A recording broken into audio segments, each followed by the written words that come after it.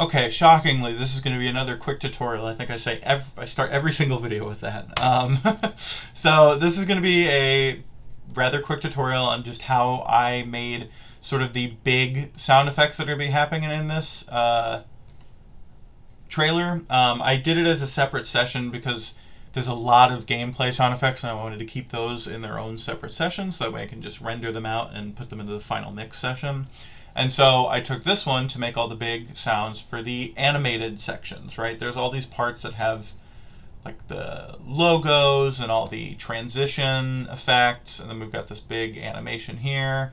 That's actually not part of the game, or it might be, but it looks like it's a special animation, right? So here's how I sort of did that. Organizationally, everything's broken up into stacks. So like this is the intro logo, right? So if you listen to that, it's basically just cool, big, airy whoosh. And that's like 90% of the sound. I threw in a cymbal roll just to add some sweetness in the high end.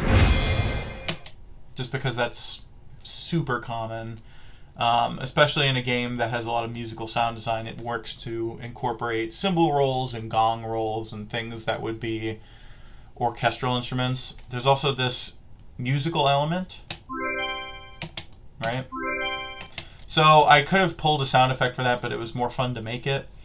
What it is basically, let's look at this. It's just a chord. It looks like a C major add 9, and then a C sus2. So those are basically the same thing. It's just a C major add 9. I played it from root to 9, and then I played it from 5th to octave, right? And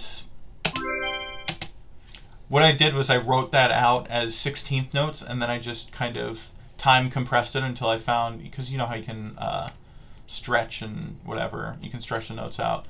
I just time compressed it so that it was nice and short, and then it kind of fit the impact, right, and feel of it. As for the synth I'm using, I did all this with Logic stock plugins, so this is Logic's FM synthesizer. I set it to the pluck bell preset, and then I wound up increasing the attack so it didn't have as sharp of an edge to the sound. I wanted it to be nice and soft. And I also wanted the notes to ring out not as long. So combined, they all sound like this. Over here we've got the big kind of like sword slash moment. Let's play it in all of its sound design glory so you can see it.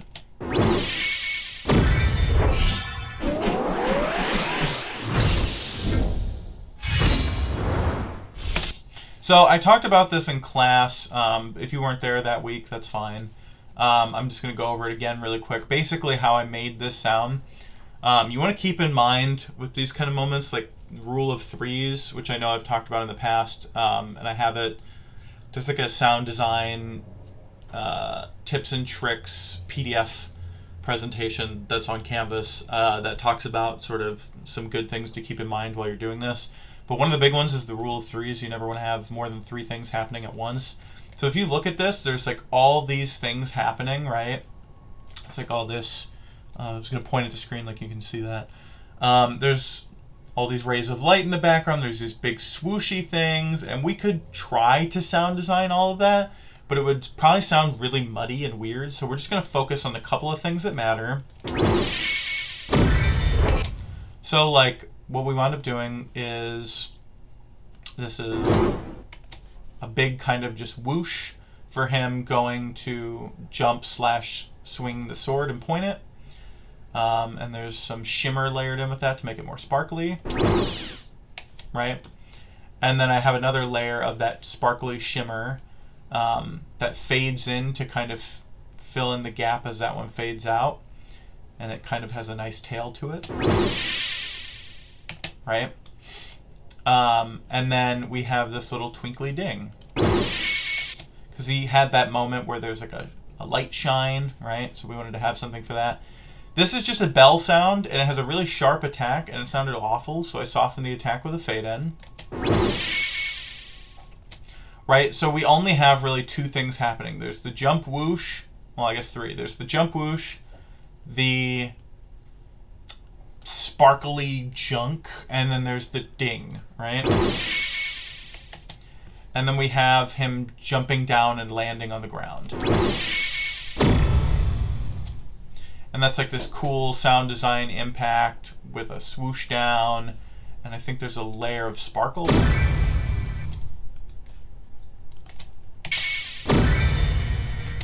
Again, there's like a big cymbal scrape there just to add some sweetness to it all.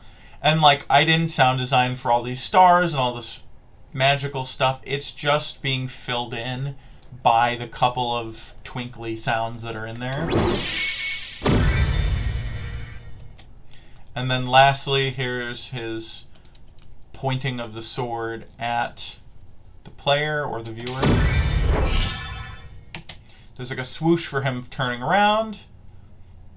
There's like a magical weapons thing. Big slice, which is a regular sword slice that I got off Soundly, and then I time stretched the hell out of it. And then used fades to kind of make it fit what I needed it to fit, you know?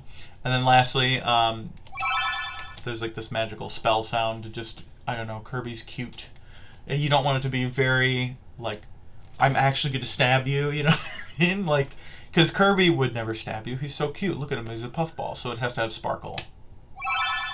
So that's how I would do that whole animation. And then there's this special sword attack, which we'll listen to here.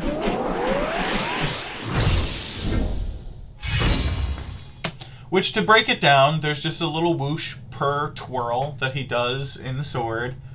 And then I've got a note being played that has a pitch bend automation on it. The pitch bend is just going from -64 to +63.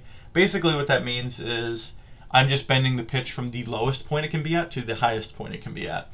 And that should be, according to the synthesizer, 2 whole octaves. So, looks like we're playing a C, and it will be from C3 to C5, right? And then there's a big white noise sweep. Sounds like it's got some delay on it. I wound up getting that from Soundly. I make one later on, and I'll show that. But yeah, and then we have his big sort of sword grows. So the sword grows, there's a big, you'll see here. This is, I think, is this an axe impact? Yeah. And then what else did I layer in? Nice sword layer in there. And then you can see there's some sparks arcing from it, so we have some electrical sounds. And then he swings it backwards, which... The sword, this is something to keep in mind. The sword is now really big, right? So we don't want a twinkly little sword sound. So we have a big whoosh for him rotating it, and then some metal. Let's listen to that. This was a regular, like, sword unsheathing sound where they pull it out of the thing. But I believe, yeah, it has been pitch shifted an entire octave low to make it sound bigger. This is a big giant sword. It's like 5 times as big as Kirby. It wouldn't make sense for it to have a very light and shiny, you know, sword unsheath to it. It should be giant. And then lastly, he brings that sword crashing down, right? Which is a big slice. Again, it's like an axe and a sword, but the sword is like transposed 9 whole steps down. Or 9 semitones down, and then we've got a big explosion, which sounds like, oh, this is the earthquake impact sound, right? There's a big low end thud. It sounds like a bullet being impacting metal. That's cool. I must have liked the metallic high end of it. Sparkle, because again, it's Kirby, and even though he's murdering Waddle Dee, it still has a rainbow in it, so it has to be shiny. And then we've got, this is another cymbal scrape, right? And then lastly, just kind of rock debris. It's not a whole lot, but when you put all those things together, you get this big... I wanted to talk about this warp star sound for a moment, because it's pretty cool. Let's go ahead and listen to that by itself.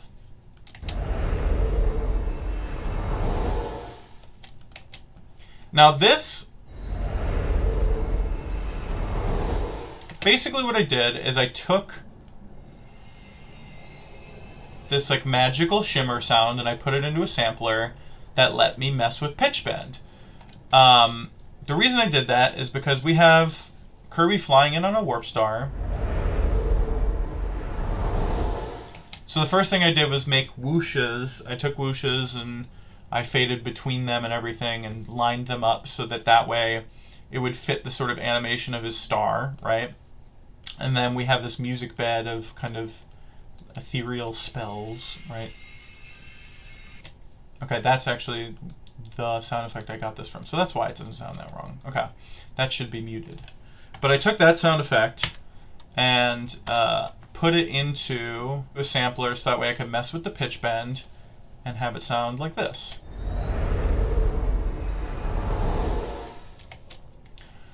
What does that look like? Looks like this. We played the note that has the sample on it, which is C. And then I drew pitch bend automation that kind of matched the arc of the whoosh that we built. So you can kind of see it goes from low to high as it gets to this point, kind of matching the whoosh audio file. And then it's going down a little bit. And then it goes back up right towards the end and then stops, right? The reason I did that is so basically, like, you can think of it as, if you think of the Doppler effect, right, as something whooshes past you, right, flies by you, it starts sounding higher, and then as it gets close, it's the correct pitch, and then as it goes away, it goes, right, it gets lowers in pitch. So basically, the amplitude of this waveform, I'm treating like the Doppler effect. I'm treating it where the pitch is going up as the whoosh gets more intense or close, and then it levels off, and then as it goes away again, it starts going back down in pitch, right? And so if you listen to it together, hopefully that makes sense. That's how I like to think of it. So that's the last thing we have, really, is before the outro logo, is this character comes in and they do like a glass shattering animation and blah, blah, blah. So here's what he sounds like.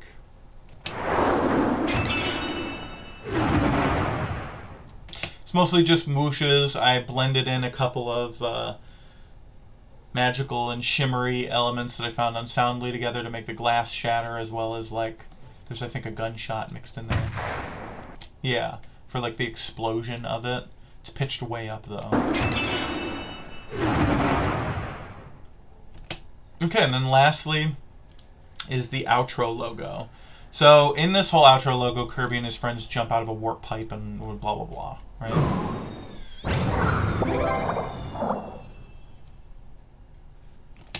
So this is another example where I took that magical whoosh element that we played with earlier during the warp star, and we played with the pitch on this, right?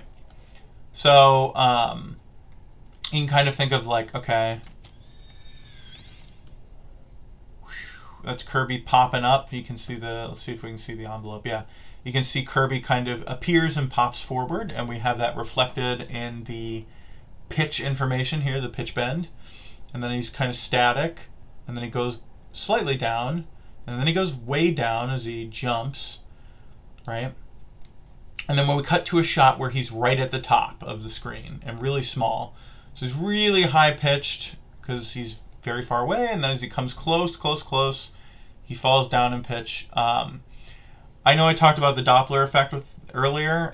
This doesn't really apply. It's more just making the pitch match the animation on screen. So if you listen to it again,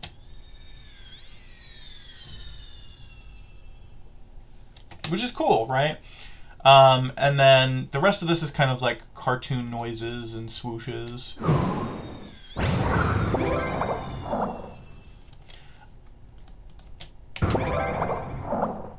All these little sound effects, I made a couple here that are made with the FM synth, right? It's just playing, I don't know what chord it's playing, let's see. Looks like a C major 7 add 9. It just kind of fit them popping down. I know it's supposed to go with this Kirby Return to Dreamland Deluxe logo popping in, right? Has that big light there. So, and all the stars. So there's the kind of bubbles and whatever. And then these are kind of like these words that come underneath Deluxe that say like available now and stuff like that. They kind of feel bubbly, and so a lot of the things I did were with bubbles, right? They're just detuned bubbles and little whooshes that sounded kind of bubbly to me, and yeah, that's about it. And then the last thing I'm going to talk about while we're in this session is, let's see here, is all these transition effects. So there's a couple like big kind of graphic transitions, right, where they close the door and like that, right? So what do we do for that, right? So you can kind of see that that's the sound of, sorry about the alarm, these like high-tech doors opening with a cymbal swell.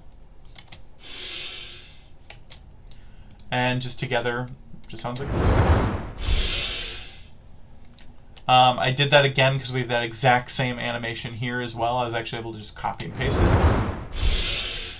Right? And then we have this. So I like the kind of, there's this burst to white, right? So I wanted to reflect that by making the sound design a burst of white noise, right? And when you do something like that, I had to draw some automation to go with it, obviously. But first thing I did was sort of to get the correct feel for it, right? Because this comes in fast and then disappears a little bit fast.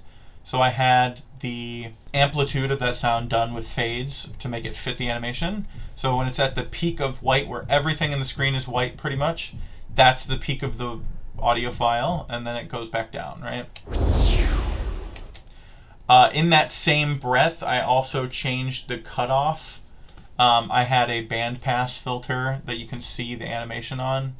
You can see the cutoff goes really quickly and then slowly back down. And then there's just a bunch of reverb and delay on that. So a bandpass filter removes everything outside of the band, so it's a very narrow band, just going like up the frequency spectrum. We can actually see that if we want to on an EQ here. See that? It's pretty cool, and it sounds good, and it fits that. So I just layered in a whoosh that kind of matched the general arc of that sound, volume-wise, just to support it, right? But yeah, so that's about it for this. This is all about the sound design for the kind of bigger animations as well as the transitions. And that should be it for now. I'll do one last video for this project on kind of how I assembled and created my final mix session for all these. But yeah, that's it, and I'll see you guys in the next one.